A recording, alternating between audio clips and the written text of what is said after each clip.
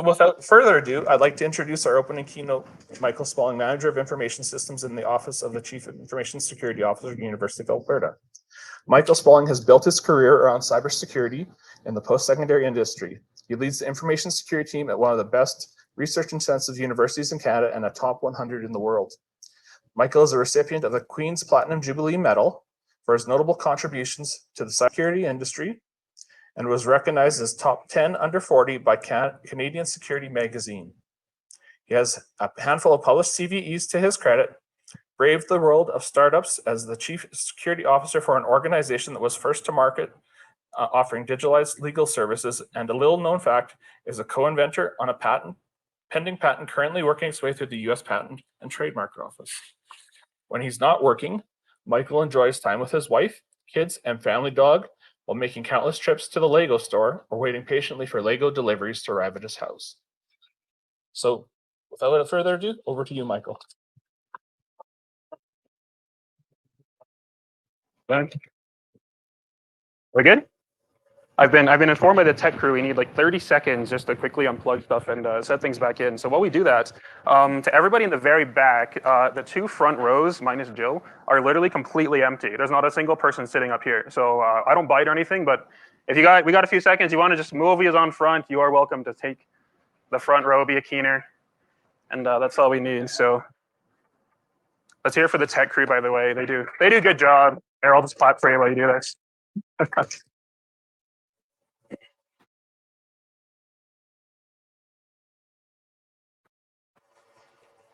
We still got seats, and I still see people back there. Come on, people. Okay. How you doing? Yeah. We're good? You want me to try it? We're going to try that one.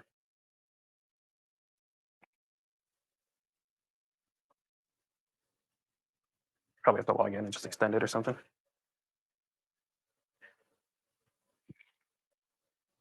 Okay. Yeah, I'll do this one. I'll press this. I go to extend. So that should work. Put it back in. Okay. This is one I was using earlier that did work, I think. How are you doing?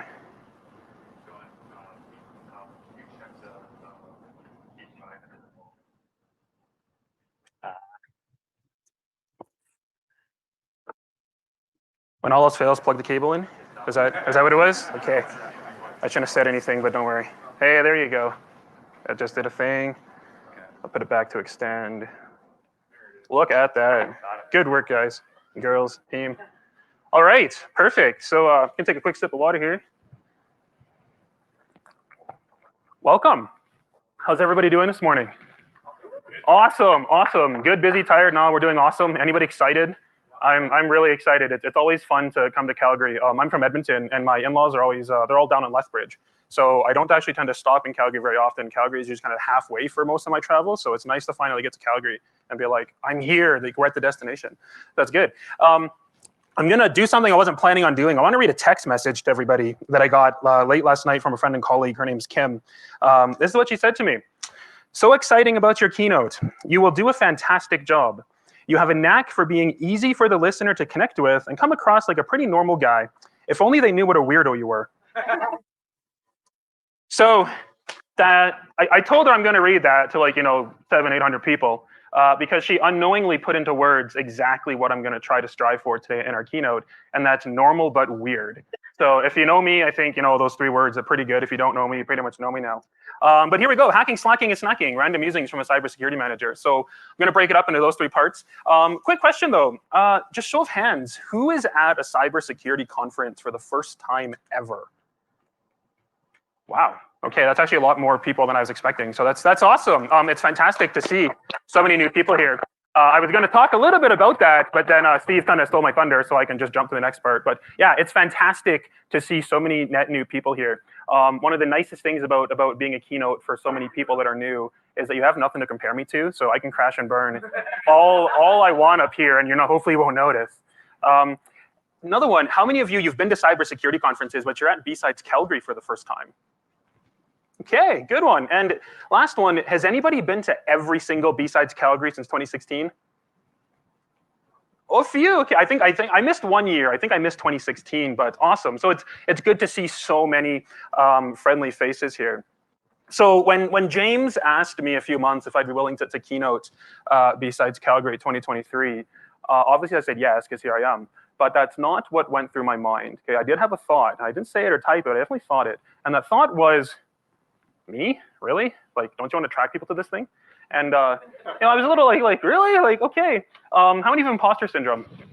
You look at how many people in the room put their hands up. Okay, so there's a talk I think on overcoming imposter syndrome. I saw it on the schedule. Topic very near and dear to my heart. I'm not going to talk about it now. But what I do want to say is, even being asked to keynote conference and whatever was said in the bio there, even I have imposter syndrome as well. Okay, even I think to myself, I'm not good enough. Someone's going to be like, you fraud, get out of the room. So if you think that to yourself, just, I'm not a therapist, but just remind yourself, even Michael has it. So don't worry about that part. But I did actually encounter quite a big issue that I struggled with for the weeks after being asked to do this. And I asked me, what do I need to talk about? Because normally when I present to an audience, I'm usually told it's a very specific audience, very specific theme, very specific topic, and I find those sort of guide rails really easy to work with. That's not what James said. James said, anything you want. And I was like, oh, okay, that is a huge, that's a very broad topic. Anything I want, I could talk about literally anything, all right. But I was immediately reminded of a conversation that I had with a really good friend of mine at some point over the years. I don't even remember where we were, what we were talking about, but I remember what he said to me. He said, I'll tell you what he said, I wrote it down here, so don't forget this. He said, Michael, you're not very good at many things, are you? I was like, yeah, no. And he's like, in fact, you suck at pretty much everything. I mean, he's a great friend of mine. Don't worry. And then he ends it with, except leading enterprise security teams. He's like, that's you. You're great at that. That's you. That's your game. You're awesome. But everything else in the world, don't touch it. And the thing is, like, I'm not even offended by that. Like, he's right. He's right. I genuinely suck at most things. The other person who can back this up is my wife. If you talk to her and you'd be like, what do you feel when Michael approaches the power tools? It's going to be a whole lot of like, what are you doing? Don't get out of the room. Go to your computers. So I actually struggled with that because I was like, what do I talk about? When you're told you can talk about anything. For a lot of people, well, for me, it's not a matter of choice, it's a lack of options, because there are only three things. There's only three things I could genuinely talk about forever. And here they are: cybersecurity, Lego, and Star Trek. Okay, if you know me as a person, like you know this to generally be true. If you don't know me as a person, there's not much more to me. We're halfway to BFFs at this point just by seeing the slide. But I started thinking, like, what do I actually want to talk about for such a diverse group of people? I kind of figured, we're going to have a lot of ticket sales this year. The numbers are trending up. We're going to have new people, established people. What do I talk about that would resonate with everybody? And these are really the only three things that I could spend forever talking about. So I analyzed each of these, and these are my results. Cybersecurity. I thought to myself, we're going to be at a cybersecurity conference filled with cybersecurity people with a lot of cybersecurity content. Do I really want to add to that? No. So I decided, you know what, actually, I'm not going to talk about cybersecurity. So James, you said I could talk about anything. James hasn't seen this, by the way, so I hope he's not sweating right now. What have we put ourselves into here? So I could talk about Lego, which is actually really cool. Just a question: how many of you have a passion for something that is not cybersecurity? Like, you're equally passionate about it. Look at that, awesome. Anybody want to shout out what they are? Singing, sweet. What else? Hunting, mountain biking, films. What was that? Video games. Yeah, there you go. Any Lego fans in the house? Yeah, Lego. There, Lego. All right, Star Trek. All right. So the point is, this is when I said random musings, I have 10 of these. Okay, we're gonna get through 10 of them. The last like 6 or the last 3 or 4 we're gonna plow through them. But random musing number 1 for me is have a passion that is not cybersecurity. So it seems that many of you do. If you're maybe new to the industry or getting into this, and you're looking around and you're seeing, wow, there's so many people that are doing so much cybersecurity stuff all the time. I have to be like them. And you start doing that and you get completely burned out.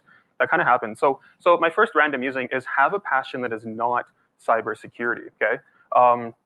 for me, it's Lego. Lego is my genuine passion. Obviously, I'm not going to talk about Lego if you kind of figure out what's going on in the presentation here. But I love Lego. I've always loved Lego. For me, Lego it's that one thing that's not in front of a computer screen. It just lets me use my hands with the books and bricks and just be creative and gets myself away from computers. So I try to keep a very, very strict separation between like my personal passions of Lego and my professional passions of cybersecurity.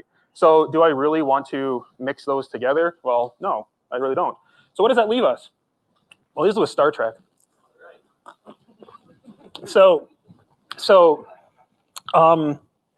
I was at a conference last week in Banff, and there was a guy there wearing custom Star Trek themed boots, and they looked amazing. And I saw these from like halfway across the venue, made a beeline to the guy and just said, "Can I take a picture of your feet? Like, I'm not a creeper. I'm not a creeper, I promise." But I was like, "I love your boots." And he was like, "Absolutely." So he took this really great picture of his boots because I love them. And he said to me afterwards, he just, "You know what, Michael, he's a funny thing. Like, I kind of figured with this type, it was an IT conference, with this type of audience, way more people would recognize my Star Trek boots, but you're like the first one." And it was hilarious that he said that, because I was also reminded of something that happened at a supervisors meeting a few years ago at the University of Alberta. We were about to embark on this massive consolidation effort. And I came up with what I thought was the most amazing analogy ever based on Star Trek. And to summarize it, I argued that the United Federation of Planets and their arch enemies, the Borg Collective, ultimately have the same end goal, and that's unification. Just one does it through promoting diversity, and one does it through assimilation. And this is generally welcomed, and this is, resistance. And I was sitting there like, yeah, that was a good analogy. And someone put up their hand and they said, "Does anyone else have no idea what Michael just said?"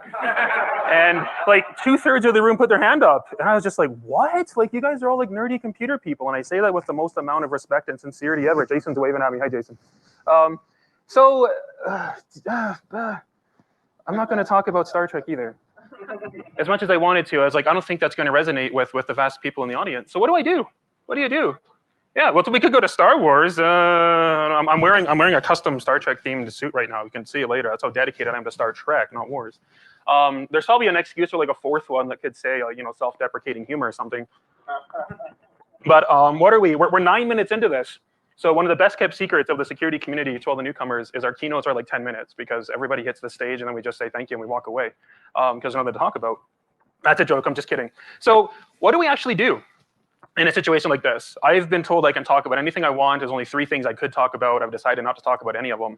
So what would you do in a situation like this? Are we at a road stop, like a block? Like, I came up with this part of the presentation like 20 minutes. This was easy, but I kept running it through my head, getting to this exact spot. And just, I don't know what the presentation equivalent of like writer's block is, but I hit it for like 2 weeks. So I shelved the presentation, figured, solution will present itself. And that's actually exactly what happened. So I'm gonna jump to random musing number 2. And believe it or not, it's okay to evaluate prior decisions. It's funny that I have to say this, but the amount of times in my day-to-day professional life where I'll encounter a decision that's been made based on the best evidence available and information available at the time, and the decision gets made, and then at some point in the near future, a bunch of new information is discovered, and it should change the decision that we already made, and we should maybe tweak things a bit or go there, and people will be like, "No, Michael, the decision's made." I'm like, what? But we should really reevaluate some of this stuff. Come on. And so I just want to throw this out here. It's okay to reevaluate prior decisions. So that's exactly what I ended up doing. I thought to myself, Lego, Star Trek, okay, fine, maybe. But let's go back to that cybersecurity one. What could I do that is not so much cybersecurity focused, but still resonates? And then I saw a post that James made on LinkedIn, which is also talked a little bit about here earlier. And that's B-Sides Calgary really has become a community of communities. So James listed off all the different communities that are here today. I'll highlight some that were in his LinkedIn post. I apologize if I missed someone, but he talked about ISC Squared is here. He talked about WISIS, Western Canadian Women in Cybersecurity Group, University of Calgary Security Information Security Club, Security Professionals Information Exchange. So there's a lot of people here. In fact, many of you might overlap and be part of many of those groups. So I kind of thought to myself, oh, it's a really diverse audience. So why don't I, just talk about my life and my career? And I'm going to throw a whole bunch of stuff out at the audience today, whether you've been doing this for 30 years, whether you've been doing this for 3 days, you just learned about it. Hopefully something that I say will resonate with all of you to some degree. So this is not a presentation designed for every single person or any individual in the room. This is more a little bit of what I've learned. So yes, I'm a manager. We'll talk about that later. But I really want to talk about just kind of my career trajectory, kind of how I got into security, some of the key things that I was doing, a major shift in my career, and the things that I've learned since then. I've been in the industry for about 15 years, and there's a lot of stuff that I've learned, particularly in the last 3 or 4 years, that I really wish I learned way earlier in my life or my career. So I'll throw those out there, and hopefully some of them stick. So let's do this. And we're going to start with hacking. So hacking, slacking, and snacking. We're going to start with hacking. That's the place where I kind of got my start. And I've noticed talking to people, especially students, many of them are learning about cybersecurity through hacking. That's where they find it. You talk to students and they go, how did you learn about the industry? And they go, hack the box, or pen test YouTube videos, or SQL injection. There's a lot of like more exploitation and pen testing focus here. So I'm no different. So I do want to do one thing real quick before we get into this. I want to talk about something that I learned a few years ago that completely blew my mind, because I had no idea it was a thing, and I was completely unable to relate to it. And I want to start by asking everybody, I can relate to this first part. How many of you thought you knew computers, and then you joined a new team, or you went to a conference and you realized, holy crap, I know nothing? Everyone put their hands up. Yeah, if your hands are down, I'll just assume you don't want to be singled out. We've all been like that. And when I leave conferences, I usually learn a lot. I meet a lot of great people. I learn a lot of new stuff, and I find it very invigorating. Like I leave excited. I can't wait for the next one. But I learned recently that not everybody actually experiences that. And it was a surprise to me. Someone told me a great story. They actually went to, it was at B-Sides Calgary a number of years ago. And they went to the conference thinking, I'm not in a security role yet. I really want to be, and I'm ready for this. And they left the conference going, holy crap, I know nothing. I want to be in this industry, but I'm not there yet. And what they did is they went into a downward spiral of depression for a couple of years, and they kind of changed their device trajectory, their device trajectory. I'm thinking some of our products, they changed their career trajectory, and they weren't really happy, but it was weird how invigorated they were and happy they were to go to a security conference, really want to get into it, and then just completely shutting down. And the good news is they ended up getting a role in security eventually. Now they're doing fantastic. But that's my random using number 3, okay? So not everybody experiences this, but if you do, if you feel inadequate, shut down, or demotivated, please tell somebody. Again, it's not something that I can relate to, but I can absolutely be on that other end of receiving these sort of discussions where people are like, Michael, I feel worthless. It was a good conference, but holy cow, I don't know, I realize how little I know and how much more I need to know, and I'm not feeling great about this. If you happen to feel that, reach out to someone, tell them and let them know. To other people in the audience, if someone approaches you and talks about this, please don't reject them and be like, yeah, get out of here. Be like, no, you're great, okay? We want this, you belong, for starters, and this is not the end, okay? It's the start of something really awesome. So if you feel this, reach out to someone. My email's at the end of this. Heck, send me an email. I'm pretty good at just responding to people and providing my time. So let's talk a little bit about pre-management life, which was the cool part of my career. So I was in that exact same boat back in about 2015. So I'd been doing security for a number of years, but I went to my first purely technical security conference in Vancouver in 2015. And if you ever rooted an iPhone or something like that, the people that actually developed those exploits that everybody uses, they were the ones presenting at this conference. And I went to that conference going, I know all there is to know about computers. And I left that conference going, holy cow, computers are a mistake. I know nothing. My approach at the university going forward is let's just shoot all the stuff into the sun. We use tablets and paper because this is ridiculous. But I left that conference truly. I wanted to get more involved in that. It was my first real exposure to vulnerabilities and exploit development, and I was like, "This is awesome!" I didn't realize there was a whole industry and a community around looking for vulnerabilities and stuff, and trying to make things work the way that they weren't supposed to work. So I made a goal, and I've since learned this is actually a goal that some people new to the exploit scene try to make, and that was get my first CVE. If you don't know what CVE is, I think it stands for Common Vulnerabilities and Exposures. It's an online database of just exploits that exist in various pieces of software and versions. And that was my goal, just get a CVE, find a vulnerability in something, publish an exploit for it, get it public, and I'll pat myself on the back and be like, ooh, I made it.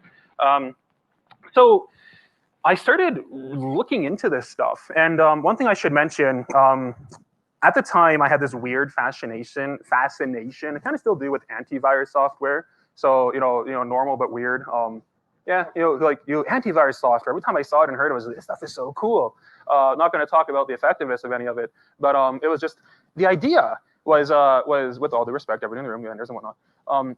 It was just cool. I liked it, and I decided, that's kind of the one thing that I really like about security. I like antivirus software, so let's start kind of focusing there. And I started reading like literature and research and white papers that were out there on antivirus software to learn more about it. And one thing that I learned was the sheer volume of information that was all about like evasion. It was like, so you've compromised the system, it's got an antivirus or an EDR, which wasn't really a terminology at the time. You want to evade it without getting detected. All right. That was kind of cool, but I recognized that was way beyond like my skill set at that time. So I had to come up with something new. So I started thinking a little bit, and I came across this really, really common, well, I was thinking, but what are the common functionalities in all antivirus software? I'll be completely honest, to time out for a second. Like when I go to Best Buy, even today, like I can't leave the store without going to the antivirus software aisle. My friends are in my family, they're, whatever, DVDs and video games. And where's Michael? He's looking at the consumer AV products and seeing what they're peddling mom and dad these days. But looking for the weird random vendors and whatnot, because it's just a weird, normal but weird fascination. So there is actually a commonality across all antivirus products that I've ever come across, and that is the ability to create exclusions. Or so if the antivirus product actually goes out and detects something that it shouldn't be there, it props up a user we're all familiar with, right? What do you want to do? Do you want to allow, permit, deny, quarantine, whatever?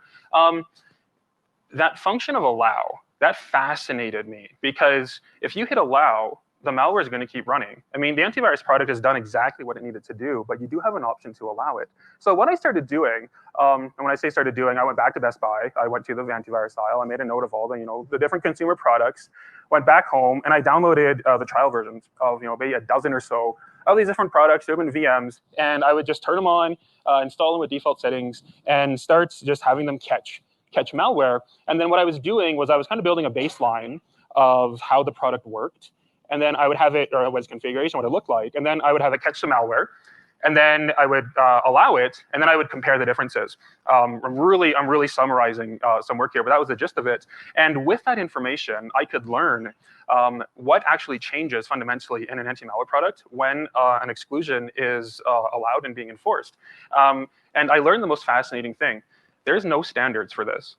And I don't think even today, there's no standards for how to do this. Developers are entirely on their own to decide how to implement exclusion functionality in AV products, which is awesome because it means every AV product is going to be different. And that gives me a lot of creative flexibility to look at this stuff. So to summarize some of that work, I was able to get exclusion exploits working on 3 of the 12 that I tested. And nowadays, we talk about what we call living off the land. Where you're not necessarily bringing malicious content with you. You're just your malicious intent is using tools that are supposed to be there and legitimate stuff for illegitimate purposes. And that's exactly what I was doing with this antivirus software many years ago. Was sort of, I would say, bring my own exclusions list. So if I could get onto a system and not be detected yet, and I knew that the anti-malware product would detect my malware, I could exploit some of these vulnerabilities in how the actual allow functionality worked. And I could sort of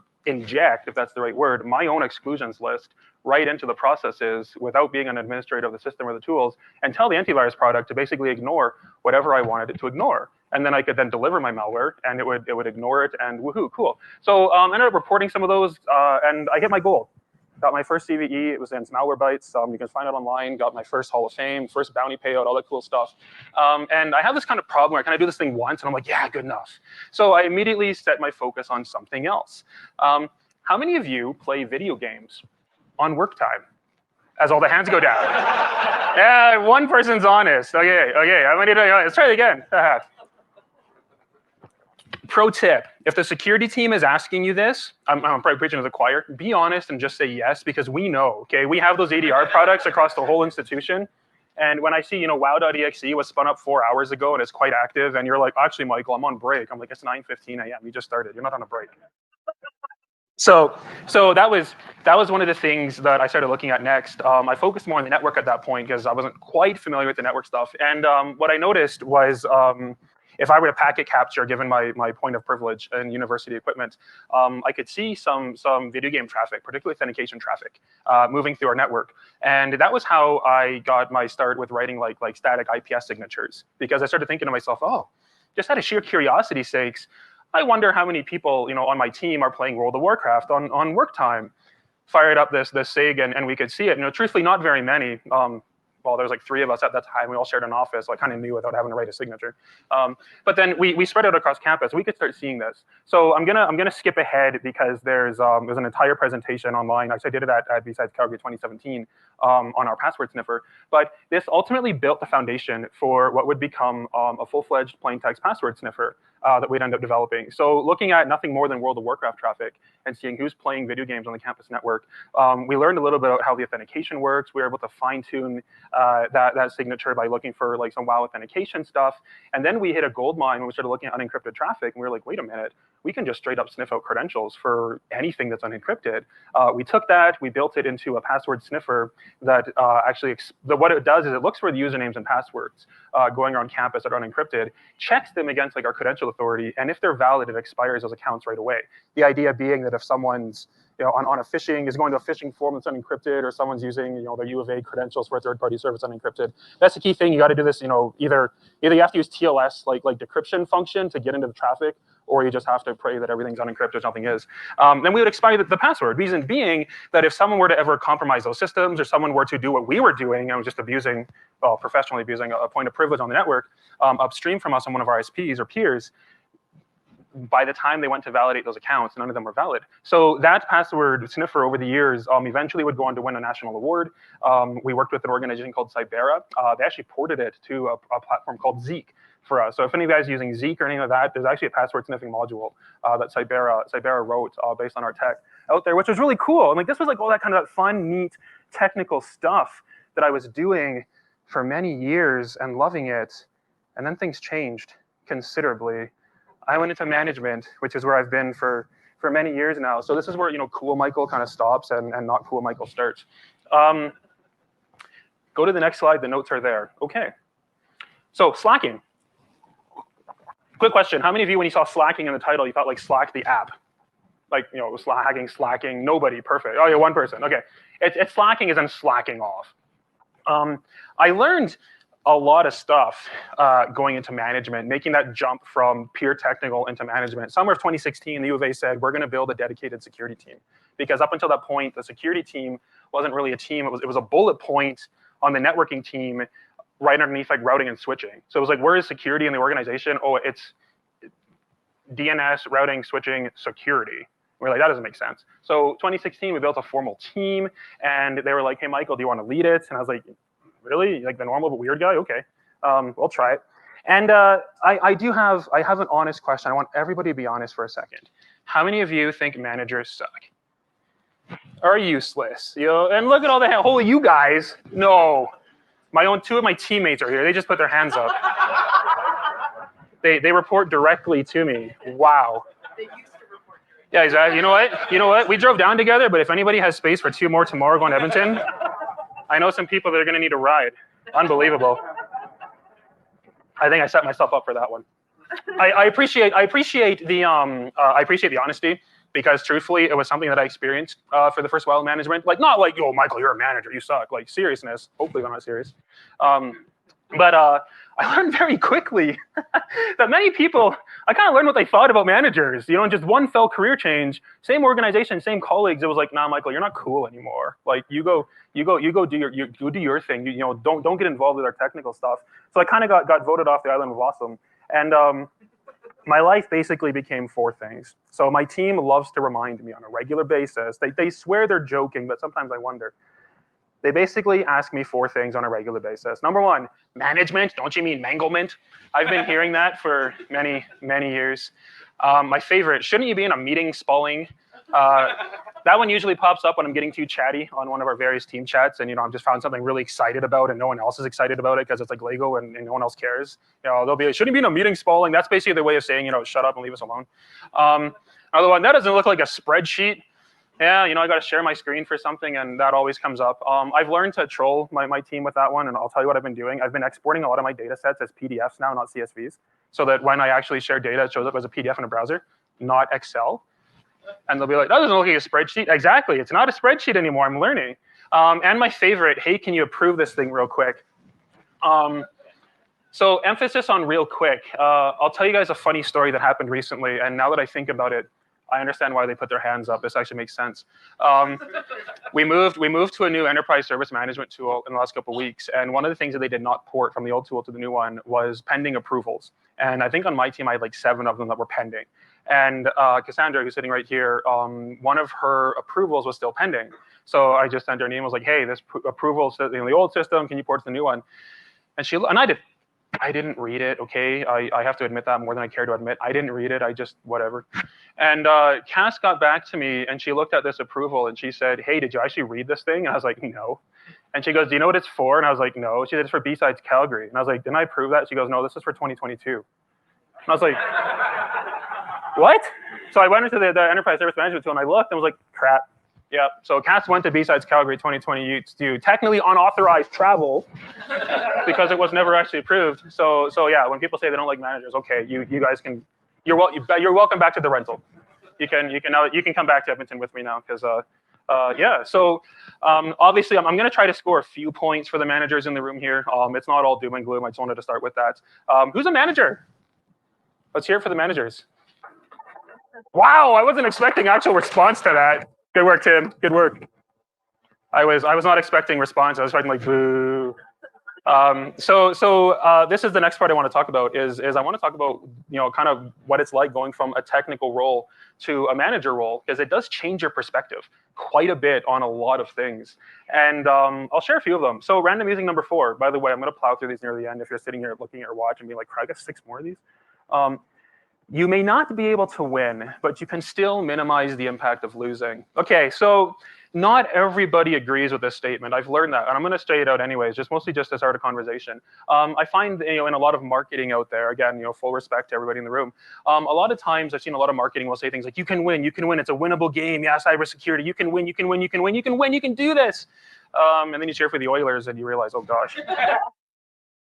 Mind you, we did win yesterday. I didn't look. I was going to make a joke about the Flames, but then I looked at the standings and I was like, I'm in no position.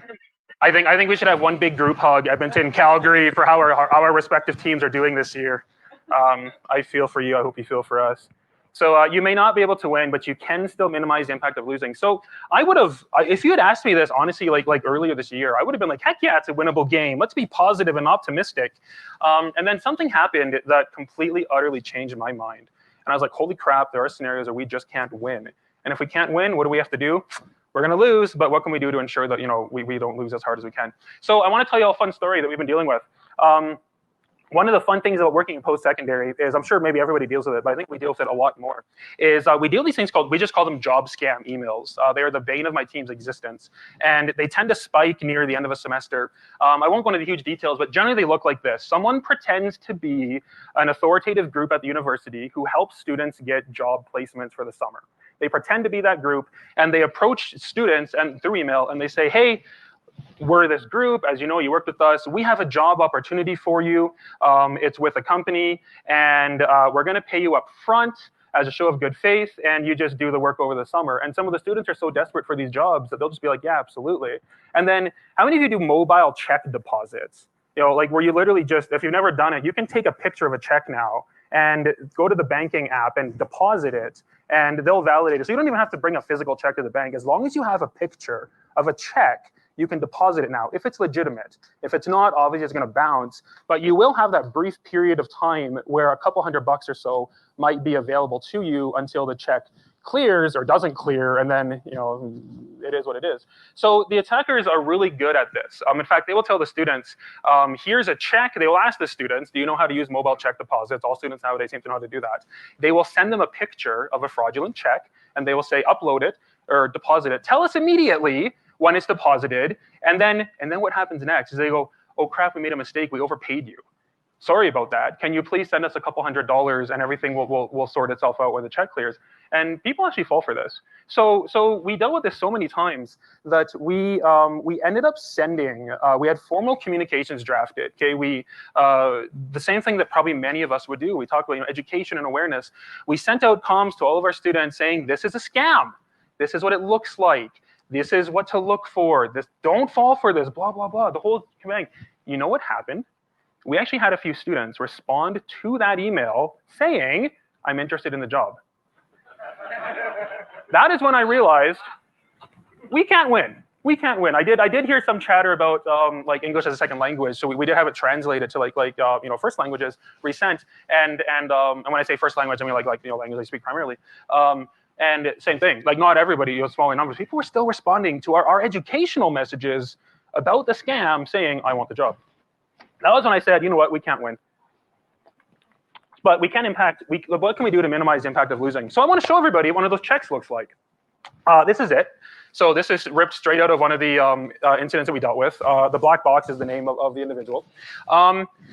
There is actually something on this check, all of you are looking right at it right now, that if you know what it is, you know immediately that this is fake. Just can anyone, if I've told you the answer, don't repeat it. But does anybody want to take a stab in the back? What do you see? 5, 6, 7. So very close. So the point was right here. If you can't see it, 1, 2, 3, 4, 5, 6, 7. I assumed this is probably where most people are going to look. It's the first place that I looked as well. So I don't know if that's correct or not. But one thing that I learned is that because it's, I mean, technically, it might be valid. I mean, yeah, we've all been trained to look for sequential numbers and stuff. But it's a great one. It's not the answer I'm looking for, but it's definitely there. Yeah. Perfect. That's exactly what it is. What is the mismatch specifically?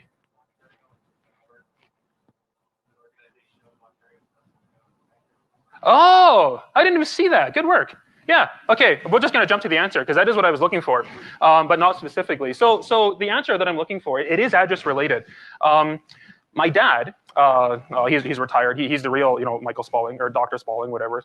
I'm not a doctor, but my students seem to call me that, which is weird. Thank you, Dr. Spaling. I'm like, that's my dad. He's on the board of directors for World Vision Canada. And he was over one day with my mom, and I showed him this. And he looked at it immediately, and he said, well, of course this is fake. I can tell you right away. And I was like, how did you know that? You know what he said? He said, top left. See, it says World Vision International. Below it is the World Vision Canada headquarters address. He says, if this was a real check, it would not say World Vision International. It would just say World Vision Canada and have the address. Or it would say World Vision International and have the World Vision International address. He knew that information right away. So great work on the side. When you said address, I was like, oh, we got it. But I didn't even realize that it says Ontario, but it's got the Canada Trust Bank, whatever. But the point is, that information was completely lost on me. I had no idea. Oh, really? Cool. People are saying that the check number is wrong for TD Canada. I just learned again. Yeah. Ah, so there's more on this. Awesome. I learned something today. I can go home. Everything's wrong about this check. Okay. Okay. Everything is wrong about this check. But this actually, I can save this part of the presentation. Don't worry. Because the point is, the more information you know about something, the quicker you can, what do we talk about? I wrote it down here. Reduce the time to detect and respond, because that's huge, right? So when you're looking at a scenario where you can't win, you really can't, what can you do to minimize the impact of losing? Well, the quicker you can detect and respond to things, the better off you're going to be. But oftentimes that requires information. So what I was trying to highlight about this check was that there's a key piece of information that one person in a non-technical security role knew about, that when I learned about it, I was like, oh, neat. And now I'm learning, there's a lot of stuff on this check that I didn't know about, but a few people in the room knew about. So look at that, perfect example working in real time. These are not planted, by the way, those are genuinely real. Of people just throwing stuff out there that they know. And now all of us can look at this and say, those numbers aren't right. That address isn't right, that's wrong. So that's what I wanted to talk about is just really quickly to highlight again, right? If you can't win, you can minimize the impacts of losing. But one of the things we do at the university is when we deal with this type of stuff, occasionally, if someone is like spoofing a real organization, we'll sometimes, I'll defer to my team how often we do this, but we'll sometimes engage those organizations and just say, hey, listen, this is happening, you're being spoofed, thought you guys might want to be aware. And they'll always get back to us and say, thank you for letting us know. To help you detect this stuff better and quicker, this is what an actual real thing will look like, and this is what a fake thing will look like. We also do that internally. We know things, we don't share this publicly, but we know things about how our senior executives communicate. And we can tell immediately whether something's spoofed or not based on usually, honestly, it's how they sign their emails in certain scenarios. So this brings me to random using number 5. All about reducing the time to detect and detect and respond. This is not the random using, okay? If you're writing these down, don't write this down. It's not if, but when. This is a fascinating statement to me because I still hear this. I think that this is a bit dated. In fact, I saw it very recently. Someone was at a conference. They learned this. It's not if, but when, as if it was, the new profound thing for them. And the idea is that, this statement is future focused, right? It means in terms of being compromised or breached, it's something that's going to happen in the future, and are you going to be ready for it? And will you be able to respond and buy our products and services and just sit there and wait until it happens and then jump into action? I learned as a manager that's not true. The actual real random using is this one. It's what I'm going to call the next iteration. It's that you already are, you just don't know it. Nobody, when you see these breaches out there, when was the last time we saw a data breach or someone said, yeah, they got in 20 minutes ago and we stopped them? More like 20 days, 20 months, 3 years, right? I'm going to knock on wood hard because I'm jinxing myself really bad right now. But that's the important thing. And yeah, this is a bit defeatist, and maybe it's not the greatest thing out there. But this is one of the things that I started talking about when I became a manager at university, because I learned that it was always this future event. And all it takes, I'll shamelessly plug the vendors. One of my favorite examples of this was just having an engagement with one of the network security vendors. They put an appliance on our network, and our record at the U of A is 5 minutes. 5 minutes between us hitting go on that appliance in passive mode on one of our commercial internet peers and them calling us saying, do you have any idea what's in your environment? And we said, yeah. And they said, if we saw this in a bank, like they would shut the branch down. And my team was like, yeah, but we're a research-intensive university, so we call that Tuesday morning. And so there's a risk argument there. But this is one of the most interesting things. I would encourage everybody, go back to your organization, start using this. Now, don't sit there and be like, oh my gosh, we're compromised everywhere. This is more an argument for threat hunting and whatnot. I'll pass you all to the vendor booths. Go talk to them and be like, and Tim just did this. So talk to Tim McCrate, the vendor booths and the sponsors and Tim. Tell them this. You can literally say, Michael, the keynote said, we are already hacked, we just don't know it. What do you have that can help us uncover this? That's random using number 5. But it also begs the question, time. Where do you spend your time? How do you actually look at all these logs and alerts and whatnot? So I'm not going to give you the answer to that because I'm still trying to figure it out myself. But it brings me right to random using number 6. This is something that someone who I have a massive amount of respect for and consider a personal mentor of mine said to me at some point in the last year as he was leaving his C-level role and going back to academia. He basically said, Michael, your time is valuable. Know where to spend it. Again, I wish I learned this like 15 years ago because I've spent a good portion of my career saying yes to everyone. What did I write down here? Saying yes to everything, everywhere, all at once. Totally ripping, that movie that was really neat. And man, I burned out. I burned out so bad saying yes to everything, saying yes to being everywhere, being all at once, doing so much stuff. Someone said it to me earlier. They said, oh, you're Michael. I see your name on everything. And I was like, I don't know how to interpret that. Like, is that good or bad? Because I try to keep a low profile. But your time is valuable. Know where to spend it. So I can't answer this for all of you. I can't tell you where your specific time as individuals should be spent. But I want you just to know this. As security professionals, your time is incredibly valuable. And there's sometimes I look at stuff and I say to myself, it's not worth my time. I have to do that more and more at the university now. I get dragged every which way, every meeting. In fact, I'm pretty sure I had a meeting scheduled for like right now by somebody. I'm not even kidding. They didn't even look at my schedule. And I was like, I'm keynoting B-Sides Calgary. I'm not, like, as a politely, I'm not joining your meeting at 9 a.m. on Thursday to talk about something that I have nothing to do with, but you want me there just in case. Now I'm going to start ranting. I'm just going to move forward so I don't I don't drop names and whatnot. But it also begs the question, where do you do your best thinking?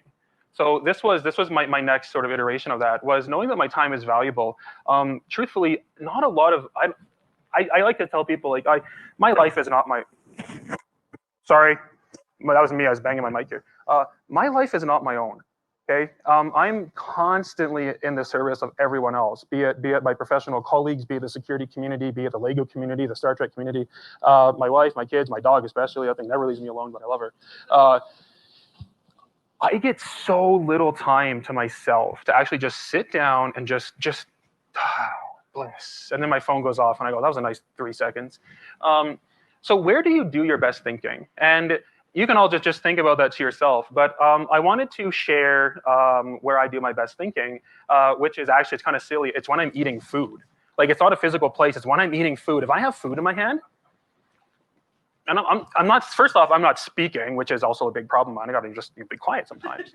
And secondly, it allows me to think. I've started doing something in the last couple of years, especially this year, and I want to share with everybody because I've really enjoyed doing it, especially as, I wouldn't say COVID is over, but as the communities are getting more back together. And that's that, because I do most of my best thinking when I'm eating, I've been putting an honest effort into 2 things, and that's having more lunch and dinner with more people, particularly one-on-one, just to get caught up again and just eat. And truthfully, we don't even talk about cybersecurity anymore. We just keep those relationships going. And when I'm at home, this might sound weird because it was sure weird when I started it. I don't eat in front of screens anymore. I used to go upstairs, microwave and make Galenas, go downstairs, put on some Star Trek, and just watch Janeway go blow up some Borg. That was my life for years. And then, or I'd go upstairs, I'd put on YouTube and watch like Family Guy reruns at the dinner, the dinner table or something. But I spent so much of my time eating in front of screens that I started that if I actually turn my screens off and I just go meet people and just have lunch and sit down, that is where I do my best thinking. So I'll put that all to you guys. So when we're at the third one, the reason I threw it snacking on here, hacking, slacking, and snacking. Hacking is when I was cool. Slacking is when I'm not cool. And snacking, this is the best title that ChatGPT could come up with. This is not. I don't take credit for this. For how do I incorporate food into a cybersecurity presentation? That's where snacking comes from. So what I want to talk about real quick, mindful of time, while we're doing good, is someone actually told me, they said at this point when I was just doing a sanity check. Someone told me at this point I should throw snacks into the audience. And I seriously considered going to like Superstore and just grabbing a box of chocolates and chucking them. But as I was dry running this, when I got to this point of the presentation, I was like already over my allocated time. So I cut that out, and now I'm like, I still got quite a bit of time yet, so I should have done that. My daughter, she's 9, she actually told me, she said, Daddy, it's Christmas. You should throw gingerbread houses at everybody. The mind of a 9-year-old. I was like, fantastic. But this is the part of the presentation. Actually, I'll sidetrack for a minute. I did a talk at NATE, the Northern Alberta Institute of Technology, with a friend of mine. Her name's Madison. So I'm going to plug something real quick. We have a presentation we put together last year. It's called What Not to Put on Your Resume. I'll have to run it through ChatGPT to get it a little more interesting. But it's oftentimes we get asked, like I get asked, Michael, what should I put on my resume? What are you looking for as a hiring manager? I'm a new student or whatnot. What do you do? I've learned to stop telling people what to do, because you can ask that question to 5 people, get 5 different answers, and be just as confused as when you started. But I have learned, and so is my friend Madison, she's an HR business partner. Between the 2 of us, we've seen so many resumes that we've learned there's actually a large number of mistakes that people are making on their resumes that immediately make us go, questionable. So we built a whole presentation around that. We've been marketing it or shopping it around to post-secondaries, gotten quite good take-up. I'll have to do it at McEwen with her in a couple weeks. But my point is, we did it at NATE at some point in last year, and they asked me, they said, is there, this is the room, this is anything you need. As a joke, I kid you not, as a joke, I just, a box of Timbits, thinking they'd get like 10 Timbits and we could just snack on them as we were talking. We showed up, they had 60 Timbits, 3 boxes of 20. And Madison and I were looking at each other like, what the heck are we gonna do with 60 Timbits? Like, we want like 3 of these. So we were like, who wants Timbits? And I was like, yeah. So we started chucking Timbits into the room, and like you're like way in the back, open their mouth, see if we can lob it in there. So I debated quickly running to Tim Hortons and just being like, can I get like a 500 Timbits and make sure everybody gets one? But anyways, back to snacking, because I'm kind of going off track here. This is a part of the presentation. We're going to switch gears. So I want to talk about just a few little things that I've generally learned over the years that aren't necessarily related to cybersecurity, but hopefully they resonate with some people. Things that I wish I learned. So here's a fun one. The internet used to be our escape from reality. Now reality has become our escape from the internet. This is why I like Lego. Okay, this is why at the beginning of the presentation I asked how many of you have a hobby that's not cybersecurity. If you love living on the internet, it's okay. Like, I'm not telling you all like you can't be on the internet, it's fine. But this is, I think, what our modern reality is like, right? The internet, it used to be our escape from reality. When I was a little boy, Michael, 9 years old, running around the neighborhood with water guns and Nerf guns, going on the internet was a treat. Like man, if I got 30 minutes to go with my dad to his university because we didn't have it at home and sit on the internet and browse stuff while he was teaching, like, it was amazing. But it was more of a treat and a privilege. Now, that's really not what we do anymore. Now, from the moment we wake up to the moment we go to bed, we're on our phones, we're on our laptops, and it's weird that I have to say this, but it is one of the reasons that I like Lego. Is that it used to be Lego as my default go-to, like even into my childhood as my hobby. The computer was a privilege. Now it's the opposite. Now it feels like I'm always on the computer, on the TV. What do I need to sort of break myself from that? I'm gonna go play with some plastic Lego bricks. So what else did I have here? Put my phone away. Oh yeah, and a really neat thing that I learned recently. It kind of goes back to what I talked about earlier about just meeting with people. Trying to do that more, just learn more, have dinner, have lunch with people, get to build those relationships. For the first time in like 4 years, we did a departmental barbecue, in our staff barbecue at the U of A over the summer. And one of the key things that I noticed, and so did some others, was you get 200 people in outside in a quad having a barbecue, was the sheer number of people that actually didn't have their phones out. And it was the weirdest thing. Like, you see 200 people, everyone's always got their phones out doing that stuff, and it was fine. But to actually see people like who are, say spend all day in computers and technology, seeing them outside just eating like burgers and hot dogs, just conversing with each other, it was such a weird thing, but I was happy to see that. So that's just one thing that I wanted to point out there. So there's lots of people in this audience that I've met with, lately, one-on-one or in group settings. But I would encourage everybody, just try this. Okay, just try this. You might be like, no, Spaling, you're crazy. That's okay. You can have that reaction. But if you want to just try something a little different, take a break and maybe try to balance out a little bit. Because for me, there's whole talks out there on mental health. I don't want to turn this into a mental health talk. You can find those on YouTube. But this is one of the things that has really helped me with some of mental health, is just taking a break from computers and going back to reality. Random using number 8. We've got a few more of these and then we're done. This was one of the biggest things that I struggled with, going from technical to management. Managing people leads to fewer wins, but when they do happen, they're far more rewarding. So when I go back to technical, if I think back to me going back to chasing CVEs, hacking up antivirus products, building password sniffers, man, that dopamine rush was like constant. It was just like, oh, boom, boom, boom, clicking stuff, it worked, boom, I figured this out, boom. And every few seconds, it was just like, ah. And then I go into management and I get to delegate all that stuff out now. Now I have to deal with people. And man, that dopamine rush just like, and it died. Like, and there were like, for the first year of management, I struggled with this because I wasn't feeling that excitedness. I wasn't feeling that woohoo, that funness. And it's one of the key things that my director at the time, he's now retired. I brought this up to him at a year into the role, and I was like, Kevin, I feel useless. Like, I don't feel happy. I mean, I think I'm doing a good job, but I'm not getting that high that I was getting. This is what he said to me. He said, Michael, one of the biggest differences between your role now and what you're doing earlier now is that, yeah, when you're managing technology and doing all the fun stuff, you get those constant reinforcements that you're doing great. But now you're managing people, and people take time to change. And it doesn't happen overnight, it doesn't happen over a week, but you will eventually be able to influence. I think that's my next slide to make sure. Yes. You will, over time, you will see who you're influencing, both the good and the bad, and hopefully the good. And one day you'll get to that point where you're going to see someone who you're mentoring or you're reporting to, their behaviors will have changed based on you as a person and your interactions with them. And he goes, and when that happens, trust me, it'll be a way bigger reward, and it's one that you can ride for some time. And I completely doubted him because I was like, no, I'm a manager now. No one likes me. What are you talking about? But he was completely right. That's what happened. So in the years that came since then, I've learned to focus on the people around me and focus on not wanting that dopamine hit every few seconds running technology, but also being able to just kind of, I don't know what the word is, but just chill out a little bit and pay attention to the people around me and see some of those interactions and be like, oh, hey, I was able to directly influence that. Awesome. Which leads me to my next one. Almost done. Who are you influencing? This is something that my therapist said to me a couple years ago. I've been seeing a therapist for 5 years because when you do cybersecurity management for as long as I have, you just go loopy. And it takes professional therapy to keep you grounded and sane. I have no problems admitting that, by the way. So yeah, there's lots of talks in there. This is something she said to me that I'd never actually considered, even though my boss had said it to me years ago. Who are you influencing? So yes, both the good and the bad, but I want to share actually a bad story about this. Someone said this to me, some point over the years. I was getting, I'll say, quite animated in a meeting because I was very passionate about something. By the way, if you're ever animated in a meeting and someone goes, I can see you have a lot of passion about this, they're basically saying, like, you're being a dick. Okay, I've learned that. Well, you're passionate. And I was like, yeah, I know what you're saying. You can say the D word to me. It's okay.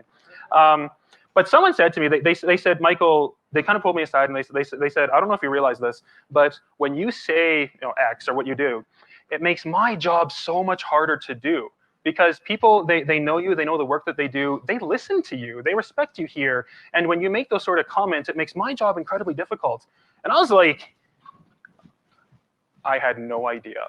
Like, thank you for telling me that, because that was never my intention. I just figured that people would leave this room and be like, yeah, okay, Michael's all animated, but okay, cool. I had no idea that I would be influencing people passively in a way that would make the jobs of other people that much more difficult to do. So I was incredibly happy that that individual told me that, because that was a wake-up call for me to realize, oh, you know what? It's not just about cybersecurity as a manager. That's one of my biggest struggles is, I'm sure all of us will be like, cybersecurity, and then you get into an actual organization and you realize it's important, but it's weighed against other things as well. And that was one of the biggest things that I had to learn about, and how to actually manage and talk about that risk in a way that we can all be working together and not have the security guy over here trying to, control the conversation. And one of the things that I also learned, it's not so much of a random musing, but one of the things that someone said to me is that Michael, you humanize the professional aspect of corporate roles. This was said to me years and years ago, and I pay attention to this, and I try to be a little better, because you go into some of these corporate environments and everybody's cutthroat and they all have these agendas and objectives. But someone said, Michael, when you know who you're influencing and you know how to interact with people around you, it's very relatable and comforting, because you do bring a human aspect into a traditionally corporate role. So it's not intimidating. And I was like, okay, you put into words kind of what knowing who you influence feels like. Which brings me to my very last slide, and then we're almost done. And no one's asleep, so I guess I'm kind of okay here. Random musing number 10, the end. This is a very recent learning. You are exactly where you need to be. I learned that this is actually like motivational posters and stuff that you see on the roof at the dentist, maybe where I got it from. But this is something that I wish I learned years ago as well. You're exactly where you need to be. This has helped my mind stop wandering all over the place, right? I mean, therapy has helped as well, but maybe it's become evident, was it normal but weird? Yeah, the weird is when my mind starts wandering and I verbalize what I'm thinking. But knowing this has really helped me, because I can stop worrying about regrets of the past. I can stop worrying about the future, and it allows me to stay grounded here and now. So I want to share this with everybody as well. All of you right here, right now, you are where you need to be. There's many ways to interpret this. You can interpret it through personal growth, unique aspirations, your physical location. Just Google it. There's so many of them. But I want to focus on physical location right here, right now. So this is where I'm going to end the presentation with one final comment. And for the next 2 days, this right here at Bow Valley is where you need to be, okay? Learn something new. Say hi to someone you don't know. If you don't know what to say, just ask them, what did you think of the keynote? You don't even have to have liked it. It's the most universal question for any conference. Just, what do you guys think of that keynote? Go from there. Have lunch with someone you haven't had lunch with in a while. It's a good thing to do. What else I got here? Truthfully, and I mean this honestly, genuinely, some of the best relationships I have ever built with people that I genuinely love and care about actually met first time right here at B-Sides Calgary in 2017. Not physically here, but at B-Sides Calgary. I'll give you a hint. If you kick their butts in the CTF, they come up to you and they go, "Who are you?" And you be like, "That's some scrub from the U of A." And you were friends now, and we still talk years ago. But best relationships I've ever met, right here at Bow Valley. Actually, that was at SAID. B-Sides Calgary, right here at B-Sides Calgary. We talk all the time. We go to each other's houses now. And that's a fun thing. A lot of these relationships have branched outside of the cybersecurity community. We go to each other's kids' birthday parties now. It's really fun. And it all started with just seeing someone in the hallway and being like, "Hey, what'd you think of the keynote?" But that's it. So most importantly, remember, you're exactly where you need to be. You are the community. You are exactly where you need to be. Go out there, be awesome. You got this. Thank you.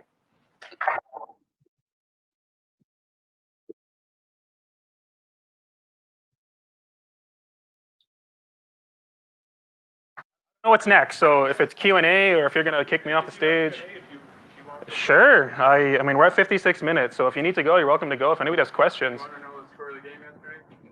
Yeah, I know we won in overtime, didn't we? Yeah.